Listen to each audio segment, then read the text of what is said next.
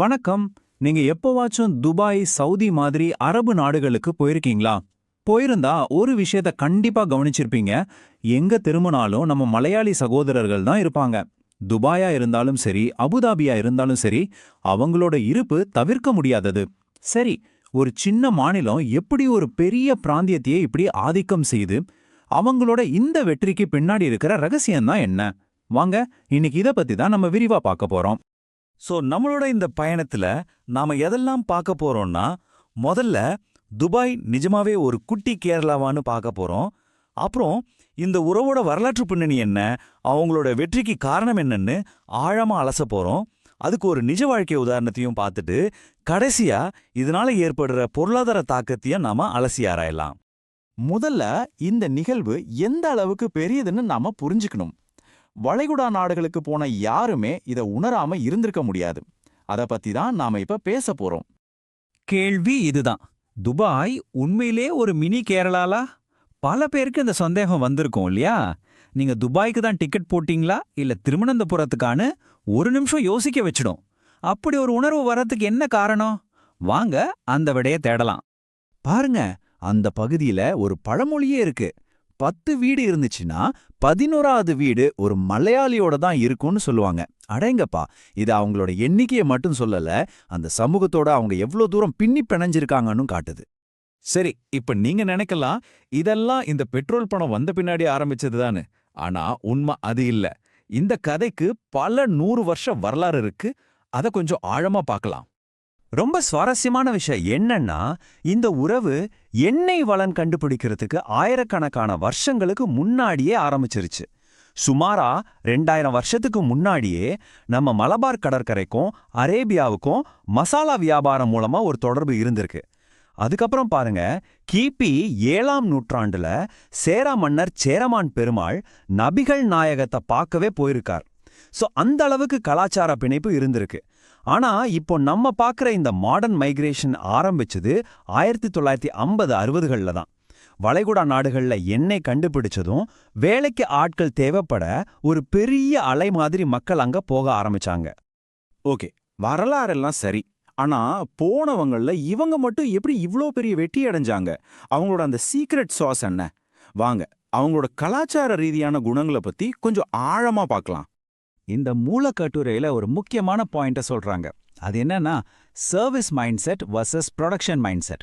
அதாவது கேரளா ஒரு டூரிசம் சார்ந்த பொருளாதாரம்ங்கிறதால அங்க இருக்கிறவங்களுக்கு இயல்பாவே சேவை மனப்பான்மையும் அனுசரிச்சு போற குணமும் வருதாம்.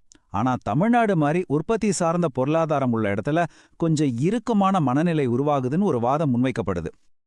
இப்ப இந்த ஒப்பீட்டை பாருங்க. இது அந்த பேச்சாளரோட கருத்து. அதை நம்ம தெளிவா புரிஞ்சுக்கணும். மலையாளிகள் அனுசரிச்சு போவாங்க, சேவை மனப்பான்மையோட மென்மையா பேசுவாங்கன்னு சொல்றாங்க. அதே சமயம் தமிழர்கள் கொஞ்சம் இறுக்கமா உற்பத்தி மனநிலையில கடினமா பேசுவாங்கன்னு ஒரு ஒப்பீடு செய்யப்படுது. இது அவங்களோட பகுப்பாய்வு. அவங்களோட சீக்ரெட் சாஸ்ல என்னென்னலாம் இருக்குன்னு பார்த்தா, 1 பயங்கரமான உழைப்பு, அதிலும் குறிப்பா வெளிநாட்டுக்கு போயிட்டா. 2வது எவ்வளோ படிச்சிருந்தாலும் சின்ன வேலையை செய்ய தயங்க மாட்டாங்க. ஒரு எம்எஸ்சி படிச்சவர் கூட டீ போடுற வேலையா ஆரம்பிப்பார். 3வது புதுசா ஒரு மொழியை கத்துக்கிறதுல அவங்க கில்லாடிங்க. நர்சிங் மாதிரி ப்ரொஃபஷனல் படிப்புக்கு ரொம்ப முக்கியத்துவம் கொடுப்பாங்க. எல்லாத்துக்கும் மேல வாழ்க்கையில் எப்படியாவது ஜெயிச்சு மேல வரணும்னு ஒரு வெறி இருக்கும். இப்போ நான் சொல்ல போற இந்த வார்த்தைய நீங்க கேள்விப்பட்டிருக்க வாய்ப்பு இருக்கு. மலையாளி கொலையாளி. ஐயையோ, பதறாதீங்க. இது நிஜமான கொலைய பத்தி இல்ல. மூலக்கட்டுரையில சொல்ற மாதிரி இது அவங்களோட தீவிரமான லட்சியத்தையும் ஆபீஸ் பாலிடிக்ஸையும் குறிக்குதாம். அதாவது மின் மேல வரதுக்காக அடுத்தவரோட கெரியரையே கொலை செஞ்சுட்டு கூட போவாங்கன்னு சொல்றதுக்கான ஒரு சொலவடை தான் இது. அந்த அளவுக்கு போட்டி மனப்பான்மை. சரி, இவ்ளோ நேரம் நம்ம தியரியா பேசணும் இல்லையா? இப்போ ஒரு நிஜமான சம்பவத்தை பார்க்கலாம். இந்த குணங்கள் எல்லாம் சேர்ந்து எப்படி ஒரு மேஜிக்க நிகழ்த்தி இருக்குன்னு இந்த சிமெண்ட் ஃபேக்டரி கதை நமக்கு காட்டும். கதை நடக்கிற இடம் ராஸ் அல் கைமா சிமெண்ட்ஸ் ஃபேக்டரி. ஆரம்பத்துல அங்க வேலை செஞ்சவங்க எல்லாரும் கிட்டத்தட்ட தமிழ், தெலுங்கு பேசுற திறமையான நிபுணர்கள் தான். அப்போ அந்த ஃபேக்டரியில இருந்த மொத்த மலையாளிகளோட எண்ணிக்கை எவ்வளோ தெரியுமா? 1 ஒரே ஒருத்தர் தான். அவரும் ஒரு டீ பாய். அப்புறம் பாருங்க, அடுத்த 15 வருஷத்துல என்ன நடந்ததுன்னு. முதல்ல அந்த டீ பாய் சும்மா இல்லாம வேலையை கவனிச்சு பிசினஸை கத்துக்கிட்டு அவரோட சர்வீஸ் மூலமா மேனேஜ்மெண்ட்டை இம்ப்ரெஸ் பண்றாரு. அடுத்து அந்த மேஜிக் வார்த்தை விசா வேணும் சாரே. தனக்கு தெரிஞ்ச ஒருத்தரை உள்ள கொண்டு வர்றார், அவர் இன்னொருத்தரை கொண்டு வரார். இது ஒரு நெட்வொர்க் மாதிரி பரவுது. புதுசா வர்றவங்க வேலையிலேயே டெக்னிக்கல் விஷயங்களை கத்துக்கிட்டு அங்க ஏற்கனவே இருந்த எக்ஸ்பர்ட்ஸையே மிஞ்சிற அளவுக்கு வளர்றாங்க. முடிவு கிட்டத்தட்ட மொத்த கம்பெனியும் அவங்க கட்டுப்பாட்டுக்கு வந்துருச்சு. இந்த சார்ட்டை பார்த்தீங்கன்னா உங்களுக்கு அந்த ஷாக் புரியும். ஆரம்பத்துல மலையாளிகள் வெறும் 1, மத்தவங்க சுமார் 280 பேர். ஆனா 15 வருஷம் கழிச்சு மலையாளிகளோட எண்ணிக்கை 260. இதுதான் அந்த டிரான்ஸ்ஃபர்மேஷன். இப்படி தனிப்பட்ட வெற்றிகள் ஒரு பக்கம் இருக்கட்டும், இந்த மாபெரும் இடப்பெயர்வு கேரளா மேலேயும் அரபு நாடுகள் மேலேயும் என்ன மாதிரியான தாக்கத்தை ஏற்படுத்தியிருக்கு, அதை பத்தி இப்ப பார்க்கலாம். கேரளாவோட பொருளாதாரத்தையே தாங்கி பிடிக்கிறது இந்த வெளிநாட்டு பணம் தான். அங்க இருக்கிற பெரிய பெரிய பங்களாக்கள், நல்ல வாழ்க்கை தரம், இதுக்கெல்லாம் காரணம் இந்த ரெமிட்டன்ஸ் தான். அது மட்டும் இல்லாம அரபு கலாச்சாரம், சாப்பாடு, வாழ்க்கை முறை எல்லாமே கேரளாவோட ஒன்றி போச்சு. அங்க ஒரு பேச்சு வழக்கு கூட உண்டு. கல்ஃப்ல இருக்கிற எல்லா மலையாளிகளும் ஒரே நாள்ல திரும்பி வந்தா கேரளாவுல கால் வைக்க கூட இடம் இருக்காதுன்னு சொல்லுவாங்க.